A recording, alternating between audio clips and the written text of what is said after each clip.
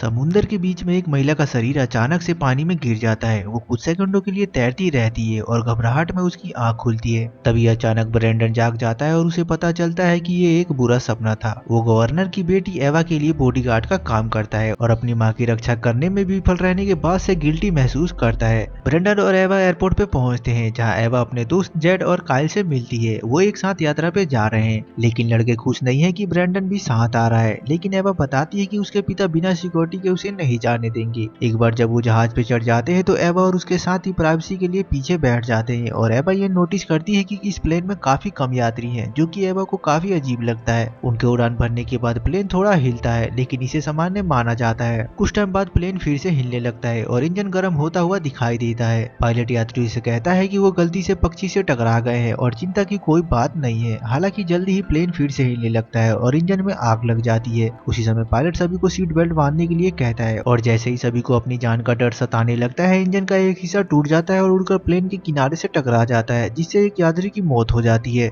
दीवार में छेद होने के कारण प्लेन में दबाव बढ़ जाता है और प्लेन के अंदर सब कुछ उड़ने लगता है या हिलने लगता है। सभी बैग गिर जाते हैं और लोगों के सर पे लगते हैं। जो यात्री सीट बेल्ट नहीं बांधे होते हैं वो सीट से उड़ जाते हैं और प्लेन के बाहर फेंक जाते हैं, भले ही वो दूसरे लोगों को हाथ पकड़ने की कोशिश कर रहे हो। कुछ ही सेकंडों में एक दीवार उड़ जाती है और प्लेन के किनारे में एक बड़ा सा छेद हो जाता है, जिससे सैकड़ों लोग उड़ के मर जाते हैं। ब्रेंडन एक उड़ते हुए आदमी को पकड़ने की कोशिश करता है, लेकिन हवा बहुत तेज है और वो आदमी भी उड़ जाता है। एक दूसरा आदमी सीट को पकड़ने की कोशिश करता है, हालांकि मेटल ज्यादा समय तक टिक नहीं पाता है और कुछ सीटें उन पे बैठे आदमियों के साथ नीचे गिर जाती है। एक फ्लाइट अटेंडेंट गिरने वाले आदमी की मदद करने की कोशिश करती है, लेकिन अंत में वो भी उसके साथ गिर जाती है। अपने अधिकांश यात्रियों को खोने के बाद प्लेन तेजी से गिरने लगता है और समुद्र में दुर्घटनाग्रस्त हो जाता है, जहाँ तुरंत पानी भरना शुरू हो जाता है। जैसे ही ब्रेंडन एक लोहे के टुकड़े से टकराता है, उसके प्रभाव से सीट आगे की ओर खिसक जाती है और यात्री कुचल के मारे जाते हैं। प्लेन कुछ मिनटों तक डूबता रहता है और अंततः समुद्र तल में फंस के रुक जाता है। जहाज के एक एंगल में फंस जाने के कारण पीछे एक एयरलॉक बन जाता है, इसलिए एबा और उसके दोस्त और फ्लाइट अटेंडेंट डैनियल अभी भी जिंदा है। हालांकि काइल के हाथ की हड्डी टूट गई है। सभी लोग पानी की ओर घूर रहे होते हैं और अजीब आवाज सुन के चिंतित होते हैं। अचानक ब्रेंडन बाहर आता है और रोजा और उसकी दादी मैडी को सुरक्षित जगह पे ले आता है। माडी बेहोश है, इसलिए डैनियलो छाती दबाना शुरू कर देता है और कुछ ही मिनटों बाद मैडी जाग जाती है। फिर रोजा अपने दादाजी के बारे में पूछती है और ब्रेंडन को उसे और मार्डी को बताना पड़ता है कि दुख की बात है कि वो उसे नहीं बचा पाया। अब सभी लोग घबराने लगते हैं, इसलिए सभी को शांत करने के लिए ब्रेंडन तुरंत नेतृत्व संभाल लेता है। एयरलॉक का मतलब है कि अभी के लिए वो लोग सुरक्षित है, इसलिए उन्हें शांत रहना होगा और उन्हें रेस्क्यू टीम का इंतजार करना होगा। एवा अपना फोन चेक करती है, लेकिन समुद्र में कोई सिग्नल नहीं है। वो कहती है कि प्लेन में एक छेद है और उन्हें तैरकर बाहर आ जाना चाहिए, लेकिन ब्रेंडन कहता है कि उनके जीवित बचने की संभावना बहुत कम है, इसलिए उन्हें रुकना चाहिए और इंतजार करना चाहिए। डेनिलो उन्हें बताता है कि पायलट ने दुर्घटना से पहले मदद के लिए फोन किया होगा, इसलिए मदद जल्दी ही आनी चाहिए। बाद में ब्रेंडन कहता है कि उनके पास बैकअप ऑक्सीजन होना चाहिए। डेनिलो कहता है कि इमरजेंसी के लिए प्लेन के पीछे 2 टैंक है, लेकिन जब वो उसकी जांच करते हैं तो वो उन्हें खाली मिलती है। उसी समय मार्डी को याद आता है कि यात्रियों में से एक के पास मेडिकल ऑक्सीजन टैंक था, इसलिए ब्रेंडन उसे ढूंढने के लिए जाने लगता है। उसके जाने से पहले मार्डी उसे कहती है कि क्या वो उसके पति का हेड ला सकता है। ब्रेंडन गोता लगाता है और कॉरिडोर में तैरता है और उन यात्रियों की जांच करता है जो अपनी सीटों पे मर गए हैं। वो मार्डी के पति की टोपी ढूंढ लेता है और उसे ले लेता है और वो नोटिस नहीं कर पाता है कि खिड़की के बाहर कुछ तैर रहा है। फिर वो ऑक्सीजन टैंक को ढूंढता है और छेद की जांच करने से पहले उसे ले लेता है। वो किसी दूसरी चीज की तलाश के लिए आगे तैरने का फैसला करता है और उसे तब झटका लगता है जब अचानक से उस पे एक शार्क हमला कर देती है, जो छेद से अंदर आई है। शार्क तुरंत ब्रेंडन को काट लेती है और वो उसे लड़ते हुए संघर्ष करता रहता है और उससे छुटकारा पाने की पूरी कोशिश करता है। इस बीच ग्रुप चिंतित हो जाते हैं, क्योंकि पानी की लहरें कुछ घटित होने का संकेत देती है। अचानक लहरें गायब हो जाती है और ब्रेंडन फिर से सामने आता है और अपने शरीर पे कुछ गंभीर घाव को दिखाते हुए दूसरों को रुकने के लिए कहता है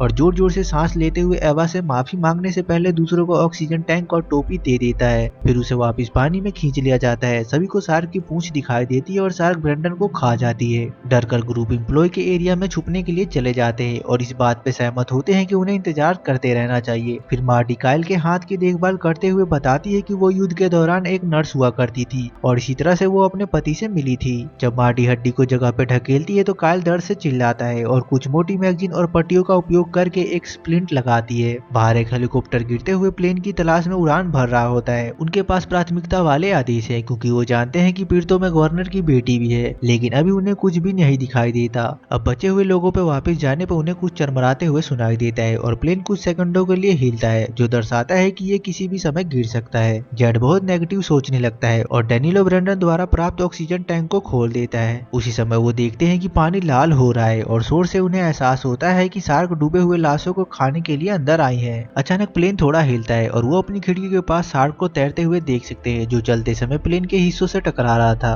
रोजा बहुत डरी हुई है और एवा उसे चिंता न करने के लिए कहती है, क्योंकि उसे यकीन है कि उन्हें बचा लिया जाएगा। हालांकि हेलीकॉप्टर को अभी भी कुछ नहीं मिला है और उन पे बहुत अधिक ईंधन भी नहीं बचा है। ग्रुप जल स्तर पे नजर रखता है और गणना करते हैं कि पानी पीछे पहुंचने में अभी 3 या 4 घंटे का समय बाकी है। हालांकि वो धातु के चरमराहट की आवाज सुनते हैं और देखते हैं कि छत से कुछ पानी रिस रहा है, इसलिए वो निश्चित नहीं हो सकते कि प्लेन इतनी देर तक रुकेगा कि नहीं। अचानक प्लेन गिरना शुरू कर देता है और कई मिनटों तक फिसलता रहता है और चट्टानों की एक गुच्छा गिरती रहती है जब तक कि वो फिर से फंस नहीं जाता। शुक्र है कि ग्रुप डटा रहता है और किसी को चोट नहीं आती, लेकिन इस एंगल के कारण प्लेन में पानी का स्तर बढ़ जाता है, क्योंकि समुद्र तल उतना ठोस नहीं है जितना उन्होंने सोचा था। ग्रुप इस बात से सहमत होता है कि उनके पास प्लेन से तैरकर बाहर निकलने के अलावा कोई विकल्प नहीं है। उन शार्क का ध्यान भटकाने के लिए कोई रास्ता तो ढूंढना होगा और रोजा कहती है कि उसने स्कूल में सीखा था कि शार्क को बुलबुले पसंद नहीं है। इतनी देर तक अपनी सांस को रोक पाना भी एक समस्या है और काइल को अचानक याद आता है कि कुछ यात्री स्कूबा इक्विपमेंट के साथ यात्रा कर रहे थे। डैनिलो बताता है कि वो चीजें बैगेज होल्ड में है और वहाँ एक हैच है जो उन्हें पहुंच प्रदान करेगा।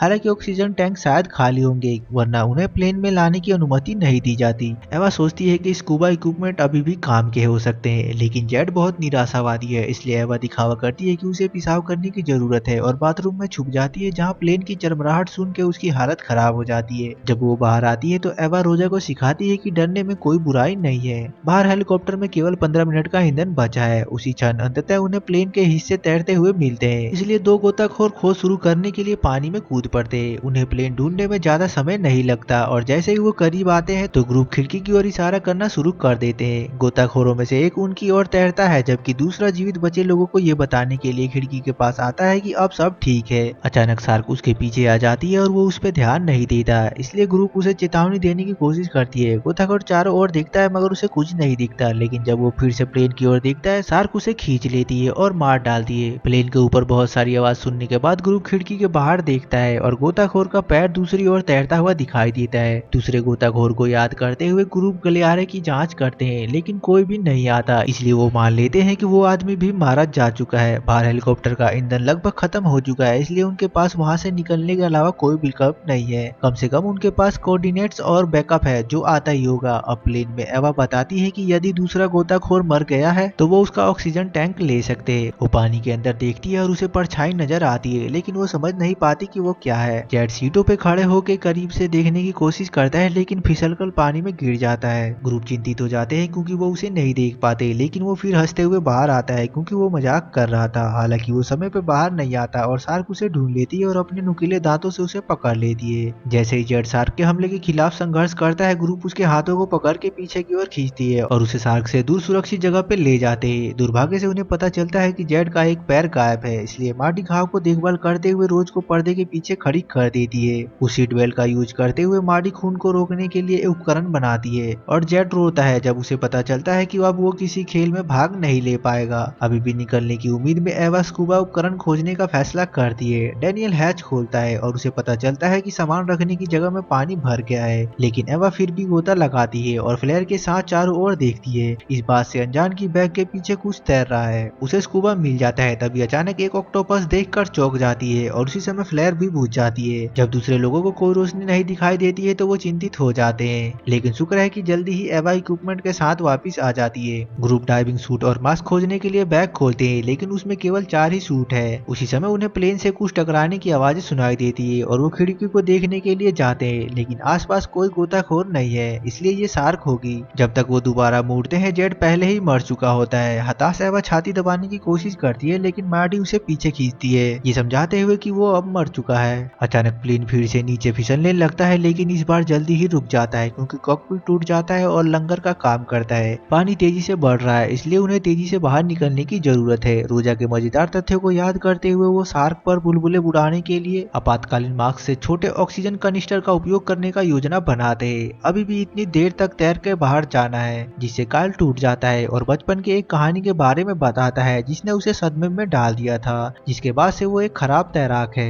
हालांकि वो एबा एवा और रोजा के समर्थन वाले शब्दों के साथ प्रयास करने के लिए सहमत हो जाता है। फिर एवा पानी में ज्यादा गहराई तक गए बिना सभी ऑक्सीजन मास्क इकट्ठा कर लेती है। शार्क अभी भी प्लेन से टकरा रही है और छत में क्रैक आने लगती है। अब ग्रुप सूट पहनने लगता है और मार्डी बिना सूट के जाना चाहती है क्योंकि उसकी उम्र में वो सभी को धीमा कर देगी। जेड को अंतिम अलविदा कहने के बाद जीवित बचे लोग पानी में उतर जाते हैं और देखते हैं कि प्लेन धीरे धीरे फिर से नीचे की ओर खिसकना शुरू कर देता है। अचानक कॉकपिट टूटकर खाई में गिर जाता है, मतलब प्लेन भी जल्दी ही गिर जाएगा। मार्डी एवा को पहले जाने और रोजा को अपने साथ ले जाने के लिए कहती है। लड़कियां गलियारे में तैरना शुरू कर देती है और पाती है कि इसे शार्क ने ब्लॉक कर दिया है, इसलिए वो उसे डराने के लिए तुरंत ऑक्सीजन कनेक्टर खोलती है। एक बार रास्ता साफ हो जाने के बाद वो आगे बढ़ते रहते हैं और जल्दी ही काइल और डैनिलो उसके साथ जुड़ते हैं। जब प्लेन के अंदर पानी बढ़ जाता है तो मार्डी सभी को जाते हुए देखती है और जानती है कि वो वहां नहीं पहुंच पाएगी, इसलिए वो वहीं रुक जाती है और अपने पति से दोबारा मिलने का इंतजार करती है। उसी समय काइल घबरा जाता है और छोटे एयर पॉकेट में अपना सर रखने के लिए वापस तैरता है। डैनिलो उसके लिए वापस जाने की कोशिश करता है, मगर अचानक एक शार्क बैगों के बीच से बाहर आती है और काइल पे हमला कर देती है और उसे कुछ ही सेकंडों में खा जाती है।